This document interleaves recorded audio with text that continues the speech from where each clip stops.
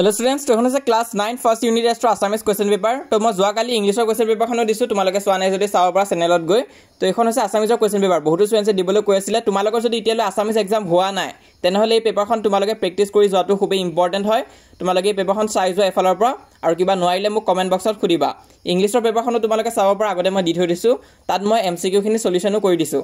Kintu ekhon Assamese paper hoy ekhon tumaloke sai jo yat mo koi na jaw. Kiba jodi noara ba doubt thake tenhole mu khudile hol. तो size वाइ paper खन और examiner कारणे সকলোকে all the best